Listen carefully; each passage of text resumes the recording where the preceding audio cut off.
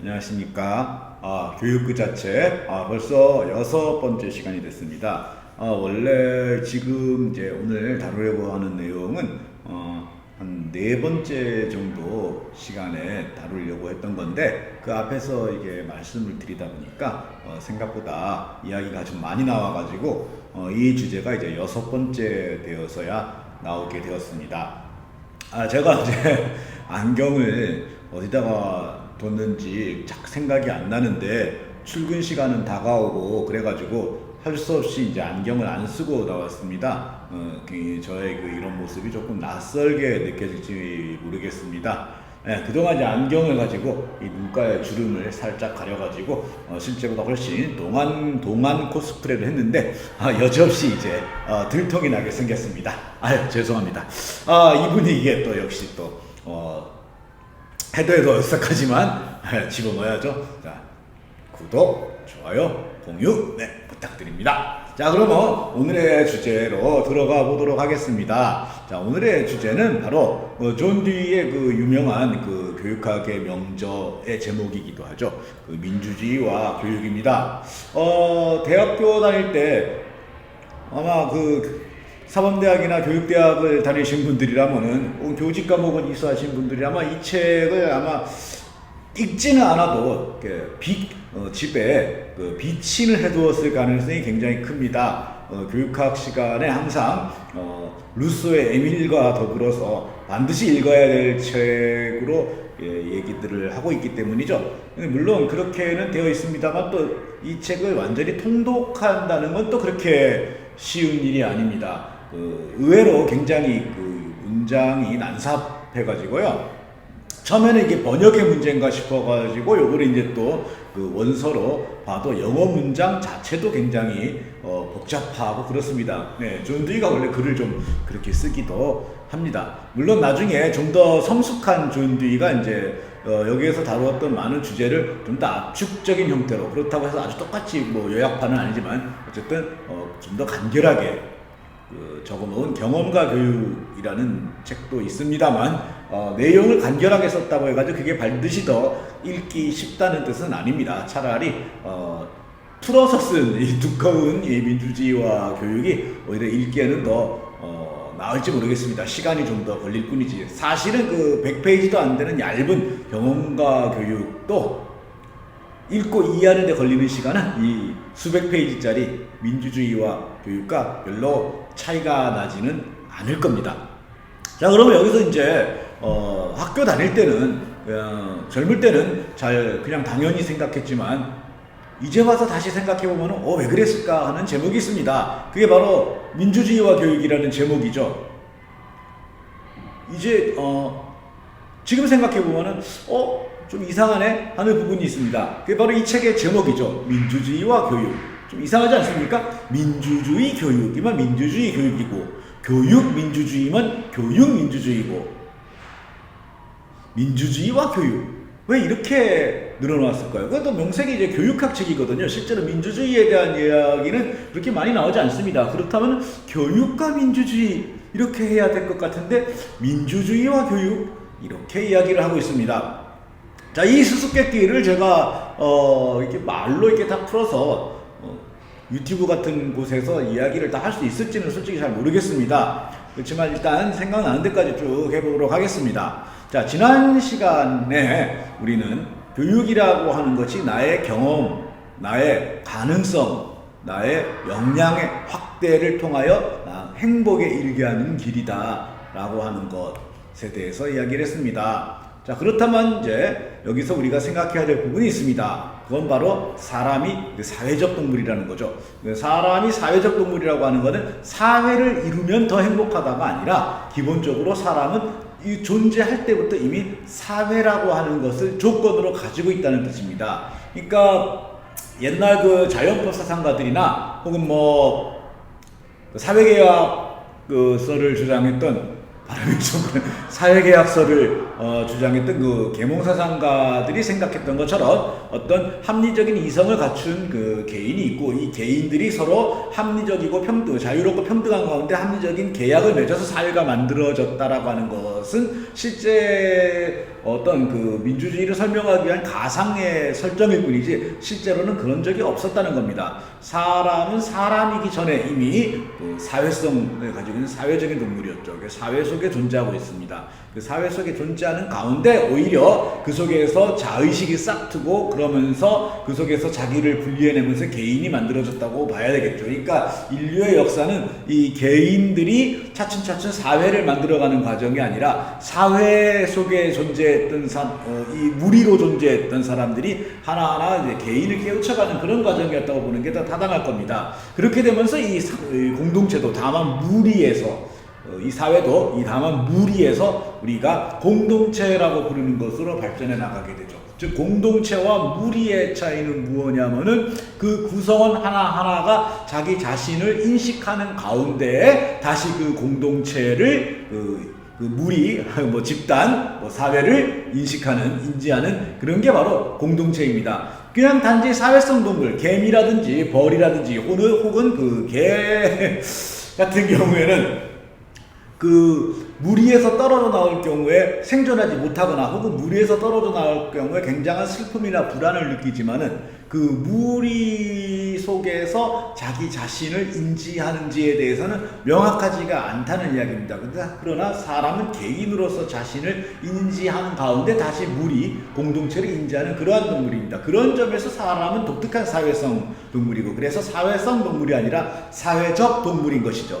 따라서 사람의 행복은 결국은 궁극적으로 자기 자신이 조건이라고 할 수 있는 그 사회에서 어떠한 기여를 하고 있다라고 하는 것을 확인하는 것, 그리고 자신의 그러한 기여가 다른 동료 구성원들로부터 인정받고 있다라고 하는 것을 느끼고 확인할 수 있을 때 그 행복이라고 하는 것들이 커지게 되고 기쁨을 느끼게 된다라는 이야기입니다. 따라서 사람의 행복의 조건은 바로 자신의 역량과 가능성을 확장할 때 그 확장된 역량과 가능성을 자신이 몸담고 있는 사회, 공동체에서 발휘하고 그것을 통하여 자신이 몸담고 있던 공동체에 기여하고 있음을 스스로 인지하고 동료 구성원들로부터 인정받을 때, 이때가 바로 행복의 가장 절정이 되겠습니다. 그래서 우리는 뭔가 큰 성공을 하거나 이럴 때 자랑을 하고 싶어서 못 견디죠.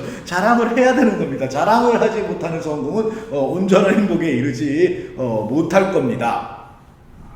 자, 그렇다면 우리 여기서 또 다른 생각을 해볼 수가 있겠습니다. 어떤 생각을 해볼 수 있느냐 하면은 사람은 평생 하나의 공동체에만 속해 있겠느냐는 겁니다. 절대로 그렇지 않죠. 우리는 살아가면서 많은 공동체에 속해 있습니다. 자, 그렇다면은 저번에 이야기했듯이 기쁨을 느끼는 대상, 내가 역량을 발휘할 수 있는 대상의 종류가 다양하고 많을수록 사람은 기쁨을 느낄 수 있는 가능성이 커질 거라고 이야기했습니다. 그렇다면은 사람은 자신이 몸담고 있는 공동체들의 종류가 다양하고 그 몸담고 있는 공동체가 많을수록 좀 더 많은 기쁨과 행복의 가능성을 누릴 것이구나 라는 것 역시 우리가 어렵지 않게 짐작할 수가 있겠습니다. 그래서 실제로 많은 사람들은 자기의 가족, 직장 혹은 좀 더 추상적인 공동체로서 국가와 민족이라고 하는 것을 그치지 않고 굉장히 많은 동호회라든지 혹은 여러 가지 친목단체라든지 이런 것들에 가입하고 있습니다. 또 혹은 여러 가지 시민단체라든지 이런 것들, 혹은 어떤 가치를 추구하는 단체 이런 거에도 가입하고 있죠. 이런 모든 것들이 다 사람들이 저마다 자신의 역량을 발휘할 수 있는 터전, 바로 그 공동체의 다양성을 넓히기 위한 과정입니다. 자, 따라서 여기서 우리는 민주주의를 떠올리지 않을 수가 없습니다. 결국 우리 민주주의는 뭔 자유가 있습니까? 집회와 결사와 시위와 뭐 이런 거 있잖아요. 그러니까 그 중에 특히 결사의 자유라는 게 굉장히 중요합니다. 대부분의 제대로 된 민주주의 국가라면은 정치적 결사, 사회적 결사, 어떤 결사, 즉 어떤 조직을 만드는 것에 대한 자유가 완전하게 보장되어 있습니다. 민주적이지 않은 나라는 국가나 당에서 허용한 그런 일부 제한된 단체만 만들고 가입할 수 있죠. 그럴 경우에는 이미 행복의 가능성 자체가 왕창 위축되는 겁니다. 따라서 교육의 목적이 행복에 있다면은 그 행복의 조건은 바로 민주주의가 제대로 보장될 때 가능하다라는 것을 알 수 있습니다. 그런데 사람이 이런 다양한 공동체, 다양한 단체에 가입해서 활동할 수 있으려면 결국 그 사람이 발휘할 수 있는 역량과 능력의 종류도 다양해야 되는 겁니다. 아무나 아무 단체에 가입하진 않을 것 아닙니까? 또 아무나 아무 단체에 가입한다고 해가지고 그 단체 안에서 자신을 발휘하면서 행복을 느끼진 않겠죠. 운동을 전혀 할 줄 모르는 사람이 야구동호회에 가입을 해가지고 매주 경기장에 나간다 한들 기쁨을 크게 느낄 것 같지는 않단 말이죠. 실제로 그 야구 경기를 배워가면서 가야 이게 가능하죠. 사람은 저마다 재능과 취미가 다르기 때문에 재능과 취향이 다르기 때문에 그들이 기쁨을 느낄 수 있는 공동체의 종류도 다양하게 보장돼야 되는 것이죠. 바로 이러한 점에서 바로 교육을 생각하지 않을 수가 없는 겁니다. 이런 다양한 가능성과 다양한 기능과 다양한 지식과 다양한 태도는 교육을 통해서 개발되어야 하는 것이니까요. 그런가 하면 또 한편 아무리 다양한 재능과 취향과 이런 것들을 개발한다 하더라도 이 사회가 경직되어 있어가지고 그 중에 특정한 재능, 특정한 취향만을 인정하고 나머지를 가령 조선시대처럼 사문난적 이단 이래가지고 배척하는 사회라면은 그 사회가 정통으로 인정하는 것을 좋아하고 정통으로 인정하는 것에 재능을 가지지 않은 수많은 사람들은 행복에 접근할 수 있는 그 방법 자체를 박탈당하는 것이나 다름없게 됩니다. 그래서 실제로는 그림을 좋아하지만 성균관에 다녀야 되고, 실제로는 연극을 좋아하지만 성균관에 다녀야 되고, 이럴 수가 있지 않습니까? 이렇게 되면은 그 성균관에 다니면서 자기가 좋아하는 것이 아닌 유학 공부를 해야 되는 그 선비는 얼마나 인생이 불행하겠습니까? 물론 그 성균관에서는 교육이 이루어지겠죠. 하지만 그 교육은 사람을 행복하게 하는 교육이 아니게 될 수 있다는 겁니다. 그래서 교육은 행복의 조건이지만 또한 그 교육이 행복의 조건이 되기 위해서는 바로 민주주의가 필요하다라고 하는 겁니다. 그런데 반대로 교육이 없으면 민주주의 또한 불가능합니다. 왜냐하면 민주주의라고 하는 것은 기본적으로 모든 그 사회의 구성원들이 자신들이 행복해질 자격이 있고 능력이 있다라는 것을 자각하는 데서부터 출발하거든요. 그런데 그 사회 구조라고 하는 건요, 이게 100년 수백 년 이어오다 보면은 또 다른 어떤 자연이 되어버립니다. 그래서 불평등한 사회 구조, 불평등한 사회 시스템에서 태어난 사람은 특별한 어떤 외부의 어떤 새로운 시야가 공급되지 않는 한 그것을 자연으로 받아들이게 됩니다. 그래서 노예로 태어난 사람들이 그냥 평생 노예로 문제의식 없이 살 수도 있거든요. 이것들을 깨우쳐서 당신들을 지배하는 사람들, 당신들에게 지시하고 지배하는 사람들 못지않은 권리를 가진 인간이다라고 하는 깨우치게 하는 것 역시 교육이 아니면은 불가능한 겁니다. 그 다음에 사람들에게 지금 이 사회가 어떤 특정한 영역에서의 능력 발휘만을 행복의 조건으로 제시하고 있고 나머지를 무슨 이단이다 사문난적이다 해가지고 배척하고 있지만은 그것이 그렇지 않고 당신이 거기에 재능이 없는 것이 당신의 가치가 없다라는 것을 입증하는 게 아니며 당신은 그것 말고 다른 다양한 영역에서 가치를 가지고 있다라는 것을 깨우치게 하는 것, 이것 역시 교육이 아니면은 찾아낼 수 없는 것이 아니겠습니까? 이와 같이 교육과 민주주의는 서로 상보적인 관계를 가지면서 우리의 행복을 보장하는 그런 두 축이 되는 것입니다. 그래서 그 듀이는 민주주의와 교육을 이야기하고 있는 것이죠. 여기에 그치지 않습니다. 우리 운동팀을 응원할 때 그 팀이 이기면 기분이 좋지 않습니까? 그건 바로 내가 몸담고 있는 공동체의 성공 속에서 행복을 느낄 수 있는 사람의 어떤 본능 같은 것이 되겠습니다. 그렇다면은 우리 그 공동체의 역량을 강화하는 그러한 일에도 우리 참가해야 되지 않겠습니까? 누구든 자기가 몸담고 있는 공동체가 이전보다 더 나은 공동체가 되도록 만드는 것, 여기에서 사람들은 행복을 느낍니다. 공동체가 더 빨리빨리, 우리가 몸담고 있는 사회가 더 빨리 더 많이 역량을 확대해 나갈수록 그 속에 몸담고 있는 우리는 그 확대된 공동체의 역량을 나누어 가지면서 깊은 행복을 느끼게 되죠. 이 공동체의 힘이라고 하는 것은 그 사회 구성원들의 합 이상의 것이 되는 것이 바로 공동체의 힘입니다. 그래서 10사람이 모였으면은 10사람이 N이라고 하는 역량을 가졌다고 치면은 그 공동체의 합은 10N 이상이 될 수 있다는 것이죠. 물론 경우에 따라서 10N 이상이 될 수도 있지만은 9N, 8N으로 줄어들 수도 있습니다.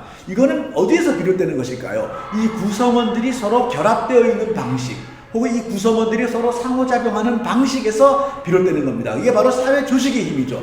따라서 이 사회 조직, 사회 구조를 그 이전보다 더 나은 조직, 더 나은 구조로 만들면은 이 사회는 그 구성원들의 능력의 합보다 훨씬 더 많은 성취를 하게 되고, 그 훨씬 더 많은 성취를 구성원들이 나눠 가지면서 더 많은 행복을 누릴 수 있게 되는 겁니다. 따라서 어떤 사회에 몸담았을 때 그 사회의 구조와 체계와 여러 가지 제도나 이런 것들을 더 낮게 개선시키는 일, 이것이 바로 그 사람의 어떤 행복에 이르는 아주 결정적인 그런 일이 되겠습니다. 문제는 그 사회의 구조나 체계나 여러 가지 제도나 이런 것에 접근할 수 있는 권한이, 여기에 접근할 수 있는 권리가 그 사회 구성원 모두에게 주어져 있느냐 하는 것이죠. 네, 그렇습니다. 여기서 다시 민주주의가 등장하는 것입니다. 내가 이 사회, 내가 몸담고 있는 사회의 구조나 제도나 체계나 이런 것들을 더 좋게 개선할 수 있는 기회를 가진 사람과 거기에 접근할 수 있는 기회를 가지지 못한 사람 사이에 행복은 얼마나 큰 차이가 나겠습니까? 또 반대로 사회 구성원 모두가 거기에 접근할 수 있는 권리를 가진 사회와 그러지 않고 특정한 사람들에게만 그 권리가 주어진 사회는 앞으로 발전 가능성에서 또 얼마나 많은 차이가 나겠습니까? 그렇기 때문에 민주주의가 이루어진 사회는 더 많은 사람들에게 행복을 나눠줄 수 있고, 또한 민주주의가 이루어진 사회라야 그 사회가 다른 사회보다 더 큰 폭의 발전을 함으로써 더 많은 기쁨과 행복을 만들어낼 수 있다라고 하는 겁니다. 민주주의라야 사회는 발전하며 민주주의라야 사람들을 행복합니다. 그리고 이 모든 과정은 바로 교육과 연결되어 있는 것이죠. 이게 바로 민주주의와 교육을 함께 이야기하는 이유입니다. 그리고 민주주의와 행복도 함께 이야기되는 그런 이유이기도 합니다. 이 짧은 시간에 이 위대한 명절을 제가 얼마나 이야기를 했는지 모르겠습니다. 혹은 이 위대한 명절에 대한 이야기를 한다고 생각하면서 그냥 흥분해서 내 이야기만 했는지도 모르겠습니다. 어쨌든 간에 여태까지 제가 찍었던 교육 그 자체 영상 중에 가장 톤이 업되어 있는 영상이 되고 말았습니다. 더 많은 말씀을 드리고 싶지만 이거는 흔히 얘기하는 게 말로서 이렇게 이야기를 할 부분은 아닌 것 같습니다. 그래서 오늘 영상은 여기에서 마치고 다음 2주 뒤에 다시 뵙도록 하겠습니다. 조금은 성찰적인 분위기로 다시 찾아뵙도록 하겠습니다. 이게 안경을 안 쓰고 나와서 눈에 뵈는 게 없어서 그런 모양입니다. 네, 고맙습니다. 여기까지입니다.